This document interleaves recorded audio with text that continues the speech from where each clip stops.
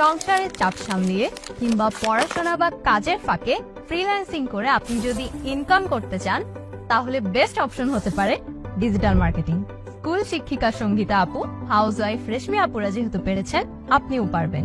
আর আপনাকে এক ধাপ এগিয়ে নিতে ডিজিটাল মার্কেটিং সেক্টর আমরা সবকিছু সামলিয়ে ফ্রিল্যান্সিং করতে পারি।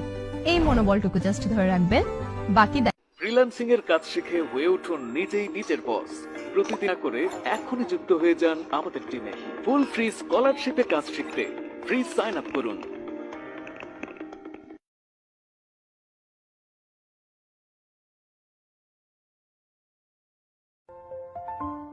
Dear viewers, Assalamu alaikum. Welcome to Self Digital Business Platform. অ্যাপটি ইনস্টল করবেন। একদম নিচে লগইন রেজিস্ট্রেশন বাটনটি ক্লিক করবেন।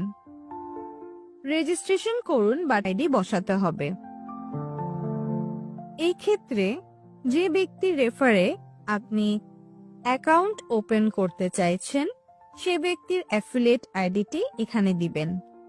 যে ব্যক্তির অ্যাফিলিয়েট আইডিটা দিচ্ছেন সেটা অবশ্যই বিবেচনা করার পর বসাবেন, কারণ ভবিষ্যতে তিনি আপনাকে গাইড করবেন। আমি একটি অ্যাফিলিয়েট আইডি এখানে বসিয়ে দিচ্ছি। অ্যাফিলিয়েট আইডিটি বসানোর পর রেজিস্টার বাটনটি ক্লিক করবেন। আপনার কাছে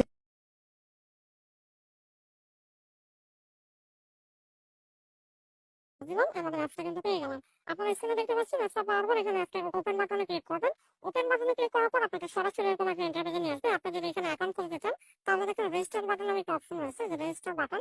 এই রেজিস্টার বাটনে ক্লিক করবেন। রেজিস্টার বাটনে ক্লিক করার পর এখানে আপনার তথ্যগুলো পূরণ করবেন। শুরুতে আপনার নামটা এখানে লিখে দিবেন, আপনার একটি ফোন নাম্বার দিবেন, দেন আপনারা এখানে একটা পাসওয়ার্ড দিবেন, সেই পাসওয়ার্ডটা নিচে দিবেন। তারপর এখানে যে আমাকে যাবে সেই ওটিপিটা জাস্ট এখানে বসিয়ে দিবেন। একটা ওটিপি যাবে, দেখবেন মুহূর্তের মধ্যে একটি ওটিপি চলে যাবে। সেই ওটিপিটা দেখে জাস্ট এখানে বসিয়ে দিবেন। যে ওটিপিটা চলে আসছে দেখতে পাচ্ছেন, আমি ওটিপিটা দেখে এটা লিখে দিয়ে জাস্ট ওটিপি সাবমিট করার অপশনে ক্লিক করবো। ওটিপি সাবমিট করার অপশনে ক্লিক করার পর কিন্তু এরকম একটা অপশন চলে আসবে। এখানে আপনি যে নাম্বার দিয়ে অ্যাকাউন্ট করেছেন সেই নাম্বারটা লিখে দিবেন। সেই নাম্বারটা লিখে দেওয়ার পর এখানে আপনি যে পাসওয়ার্ডটা দিয়েছেন সেই পাসওয়ার্ডটা এখানে লিখে দিবেন। সেই পাসওয়ার্ডটা লিখে দেওয়ার পর এখানে লগইন নামে একটা অপশন রয়েছে, এই লগইন অপশন